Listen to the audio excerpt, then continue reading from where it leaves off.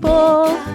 I'm Faith Rivera, and here I am on Aloha Rising. Let's talk mana, music, magic, and more. Thank you so much for tuning in, or maybe you accidentally found your way here. Either way, you're here on purpose, and I am here on purpose, and we are here on our divine date.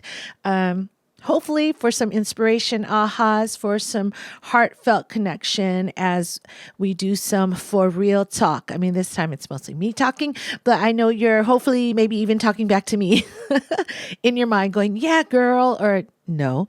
But either way, thank you, thank you. So like my songs, this podcast really is me saying what's on my heart, on my mind. Hopefully we'll catch an insight. And like my songs, I know these podcasts are going to be about teaching myself some things too, getting deeper with all these things that matter to me and hopefully matter to you. So whatever I say to you, believe me, I'm saying it to myself, and we are in this together. So yes, this is my very first show. And let me tell you, I was honestly overthinking it. and I think that's why I've delayed recording it, because I'm like, well, I need like the best guest. I need like fancy lighting. By the way, do you see my lighting? I need, special effects. I need like all this stuff. And at the end of the day, like when I just got really quiet, I got very clearly that if all I can do is convince you that you are so much more than you think you are, then that's it. Home run, my homework is done. And I don't need a single prop or special effects or a guest to tell you simply that you are so much more than you give yourself credit for. You're just so much more than you think you are. And that you are loved, truly loved, just because you are the beloved. So this thing that I've been learning, and I'm still learning about you and I being way more than we think we are. Well, those specific things that we are way more, well, you are way more than your fear. I am way more than the stage fright I have had since I was a kid, even through my professional career. We are more than our bad habits. You are more than your old programming or behaviors. We're more than our flesh and bone. You are more than your shape or your size. You are more than what people think you are. You are more than even those roles that we all have, right? Sister, mother, uncle, grandpa, more than our jobs. We are way, way, way beyond that. So if that's all you heard and you're like, I've had enough, cool. Because that's all I really want for you to know is that you're way more than those things. So I grew up here in Hawaii. I was born and raised here. My parents are Filipino immigrants, right? They met here in Hawaii. And it's a stereotypical thing, but Filipino parents usually are strict. Okay, that's just what it is. And I know it's because they want the best for us. And so that's how my parents were. But sometimes in that strictness, in that pressure of wanting so much for your kids, and let me just speak for me because I don't know about everybody else, but I ended up feeling judged or criticized. And so I found myself through my whole childhood, even as I got even older, that I really was doing things not only to please others, but maybe even to impress them. And maybe way behind there, it's like, maybe getting approval and love, is really what it was. So for me, I was the good student. And not only that, I stayed in piano, though truth be told, you'll hear on another show that I tried to quit piano like everybody else. But anyway, so, I did what I was told. And I also did a lot of service for the school. I became the president of my school. And also on top of that, I, did all the talent shows. I won the talent shows. And I was just so busy in my service to others and in projects and shows. I even won at our school, it was the Spirit of the School Award called the Emmy Award. And, I really was honored to get all that. But let me tell you about this one big aha that happened at that young age. So here I am at my big graduation party. Because by the way, here in Hawaii, they just do these parties really big, like your first birthday. Yes, even your graduation. So here I was. My parents were so cool. They got a big warehouse. I think there were a couple hundred people there. I am on this stage, right, telling my thank you, sharing my gratitude with everyone. The honest truth is, it was the emptiest feeling I had until, up to that point on this stage, saying thank you and looking at people that I didn't feel I really knew. And so in my busyness to do service and or impress people and or get approval, I didn't actually get to know people. I didn't have real authentic connection. I mean, I loved the girls. I had fun with them, but I'm talking about this deeper, like real connection. There was just a part of me that wasn't fully with them because I was busy on the outside surface trying to do all this stuff. And so it's something I'm still working on. And that's why it means so much to me, this idea of authentic connections. And so I am not my awards. You are not your awards. And man, did I get to keep learning this. So early on in my music career, just early on, I had won an Emmy. I got to co-write a song for the soap opera. I don't know if you used to watch it. It's gone now. It's called Forever. It's called Passions. Okay, and it was like a supernatural soap opera where like a doll came to life and all this kind of cool, interesting stuff. But we got to write a song for the character who is being written off, actually. Am I going to tell you this whole story now? No, I'm not going to tell you the whole story. But anyway, so I got to write this song for Passions, and this song ultimately won outstanding original song on a daytime series, and the song was called Forever Near. And so I won this Emmy, like a real Emmy is like right outside there. She's a little rusty, but she's still an Emmy. And so we partied, that night into the morning, and I remember going home. And my friends are so cool. They like decorated our house, with congratulations and all that. And I remember again, I had this moment. I walked in through the door. I'm looking at everything. I'm holding this heavy Emmy, and I'm just feeling like I'm the same songwriter that I was yesterday. And it was just a question of really, what does this mean? I don't think I had all these thoughts, but it was a feeling of, am I really worth more now, as a person, because I have this object? And of course, the question is no. With that said, I'm all for each of us feeling, what's the word? That satisfaction of getting love and support from our peers and from other people. So I don't want to take that away from everything. But I just want to make it clear, to myself and to you but it's not the totality. It's not who we are. That is not who we are. It's an amazing thing to experience, but it's not who I am. So this journey, as you can see, has led me to that understanding that it's not about our accomplishments. We are not our accomplishments, and we are not our failures. How's that? We are not our jobs. We're not lofty missions. If you're humanitarian, that's amazing, but that's not who you are. It's not our aimlessness when we're lost. It's not our anger. We're not our triumph. So COVID, right? Let's talk about having our identities stripped away, right? COVID did that. COVID took away all these normal things that we did, all the people we're with. It took away our jobs and our roles in the world. In a really real way. It took away the things that we do, right? Whether it's your hobbies or, wherever you used to go. It, in a certain way, definitely impacted our relationships. It took away, right, that physical connection.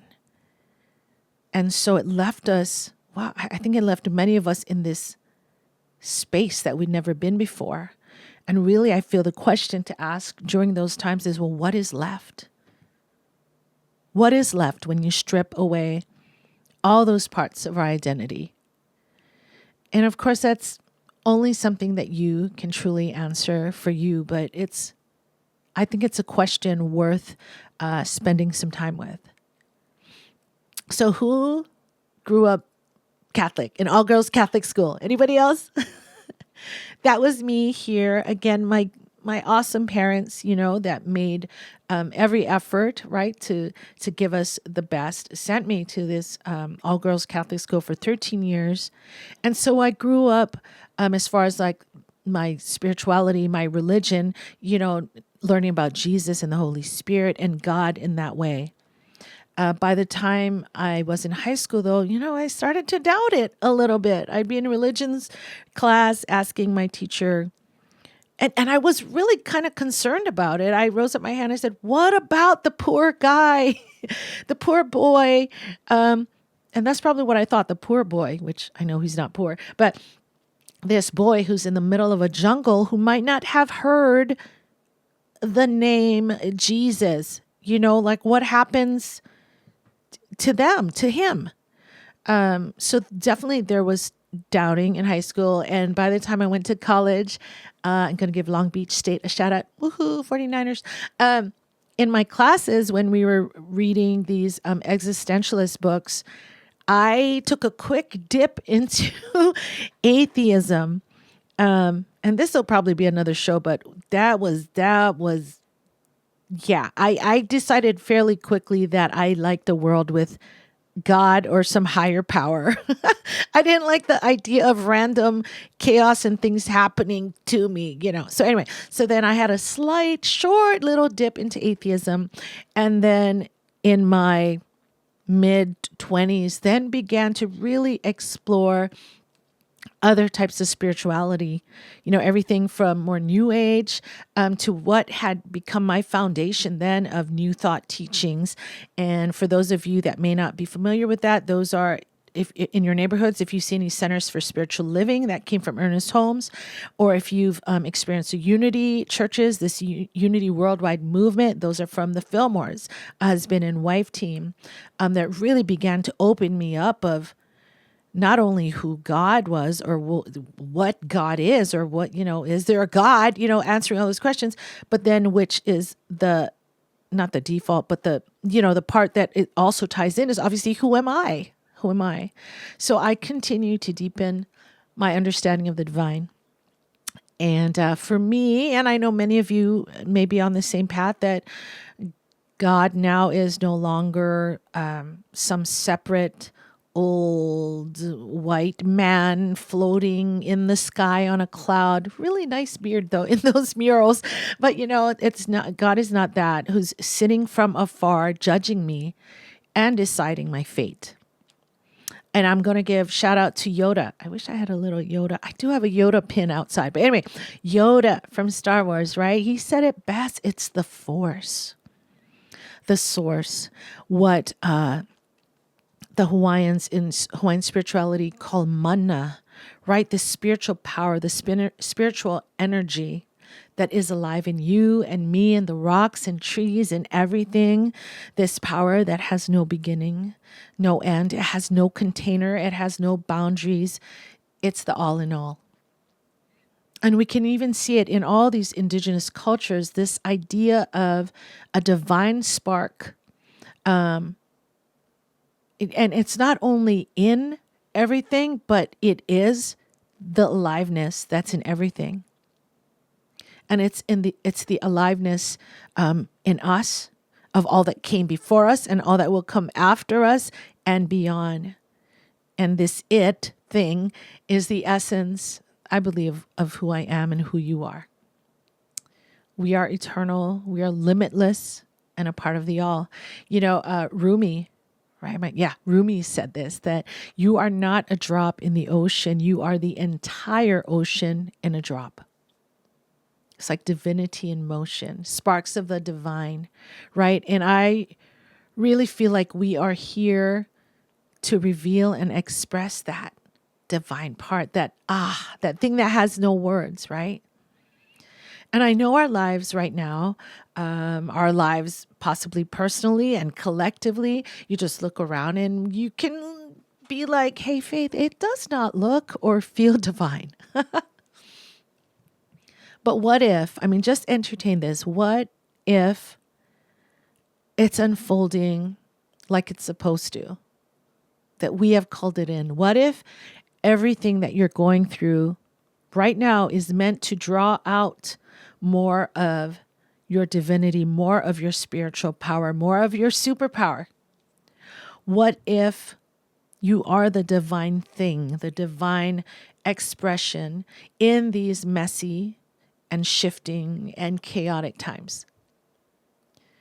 I mean, what if we're here as this divine spark to experience ourselves, to create and to choose and to continue expanding like through our very life right now? So yeah, you're all of that. I'm all of that.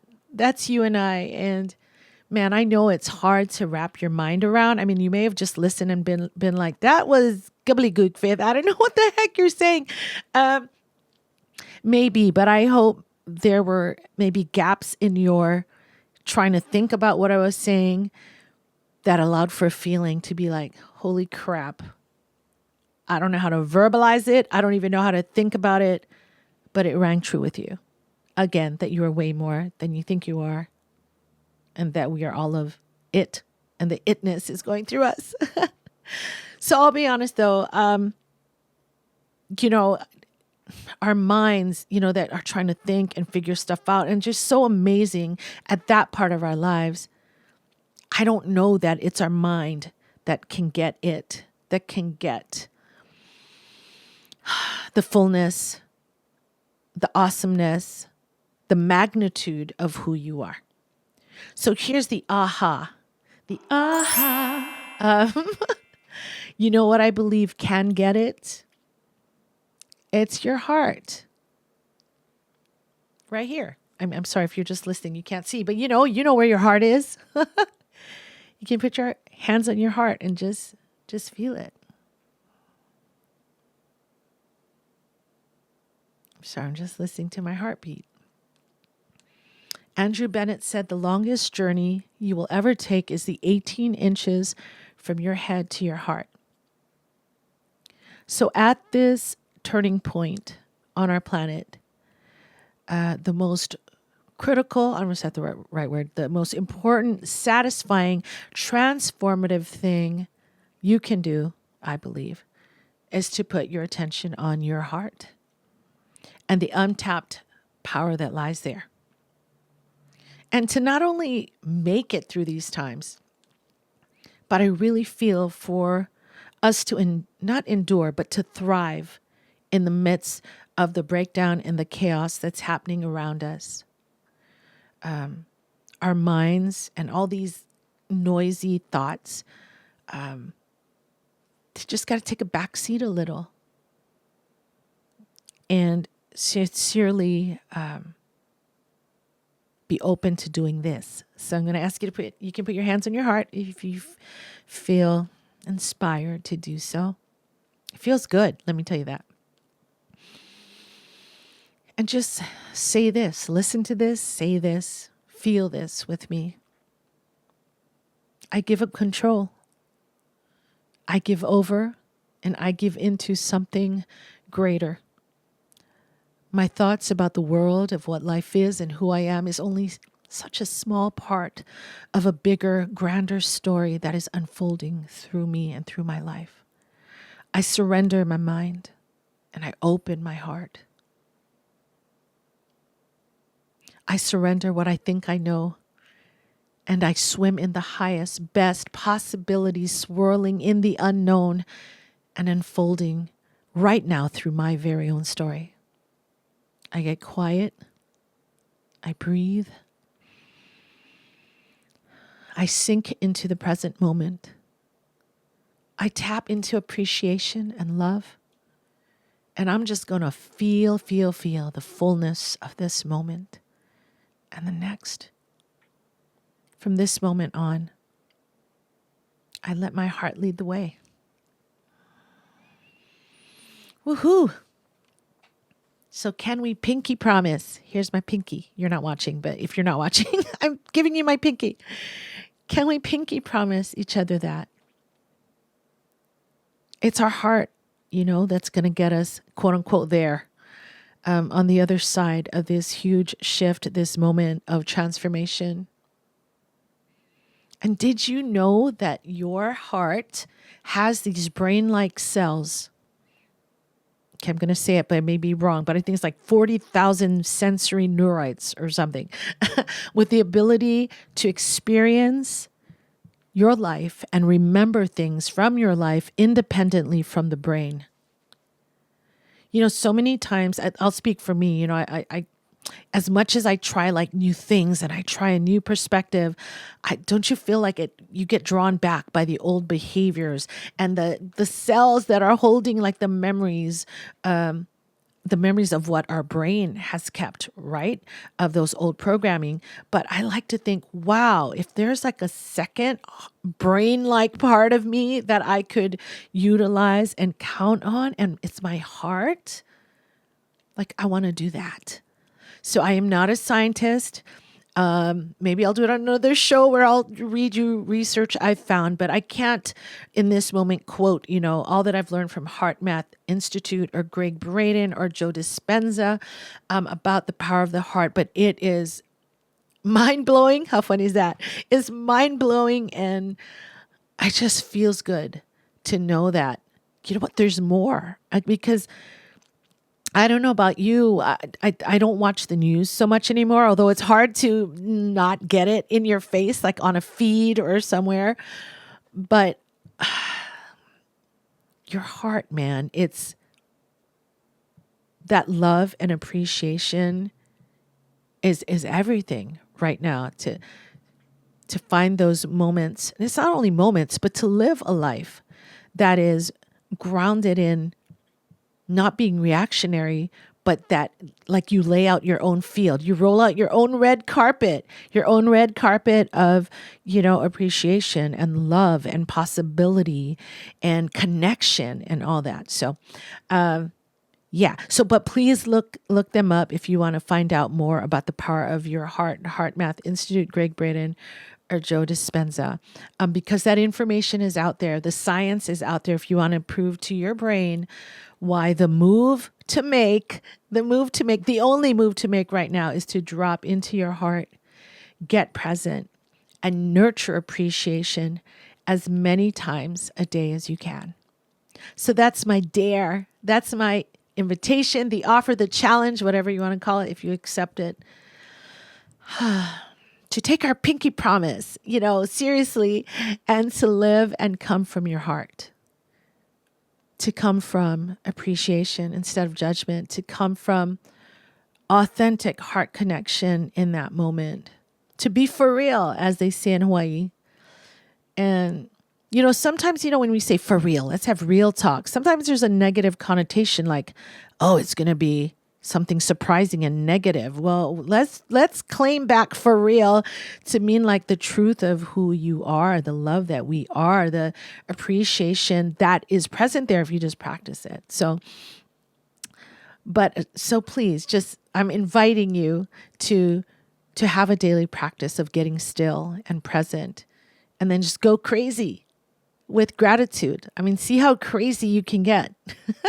And when I say crazy, you know what? I've tried all kinds of practices. Okay, so I've had practices even when like stuff comes up. Someone treats you a certain way, someone cuts you off, and you're a little bit like, like, okay, Faith, I'm in my heart. I'm feeling really pissed off right now. With this mindfulness, I promise you, the more you practice, you'll come to a point where you can't just automatically go to the FU or the judgment or the hurt or like taking it personally. There's going to be this thing that like the kid that raises up its hand, it's going to like stop you for a second. You'd be like, wait a second. And so in those practices, I'll tell you, it didn't feel real when I'd say, okay, bless you. Or what's the thing my friend Karen Taylor Good would say? What do you say in the South? Oh my God, I'm forgetting something like sweetheart. oh, sweetheart, or okay, I'm messing it up. I'm sorry. It's actually funny. I'm going to tell you later. Bless you, sweetheart. I don't know what it is, but basically it's sarcastic. It's not saying bless you. But wait, what was my point here? My point is that with practice, it actually does become real and you deactivate those triggers. This kind of mindfulness and coming from your heart begins to deactivate those triggers that we have. And you can do what Don Miguel Ruiz said, right, in his Four Agreements book, you not take it personally, but all of a sudden, how can you use this as a springboard for you to flex, right? To flex what your heart of love, flex where you can find appreciation, bless them that they are allowing you to come into the present moment, whatever it is, you're going to get creative. That's what I had to do. And then pretty soon that trigger is no longer a trigger. Or maybe, let me take that back. The trigger becomes reprogrammed and you can use everything as a trigger to find more love. And tying back to our theme here, when you find more love, you're finding more of you. Because that's who you are. Yay! So that's it. That's this first show. To remind us, we are way more than we think we are. We are love. This boundless thing. Yeah. And more. Yeah, I'm not going to contain it at that. Yeah, I'm not going to contain that. So I'm holding for you that you feel inspired to try this practice out at whatever level you can. And I promise you're going to feel better and you're going to give yourself more credit because you're going to see yourself expressing in ways that you know are true to who you really are. And we're more than that, even more than that love that I'm talking about. So thank you so much for listening, for showing up, for boldly saying, hell yeah, I'm going to let my superpower of heart-centered living lead the way. High five moment. Ooh, okay, I'm just giving a special effect. High five moment. Yay. So please subscribe, share, and like Aloha Rising if this has touched you in some way. And please let me know how these words are landing in your life and in your heart. So mahalo again. And so for now, you keep flowing, keep growing, keep shining, and keep flying to higher levels of joy and fun. You're amazing. Aloha. Let's go.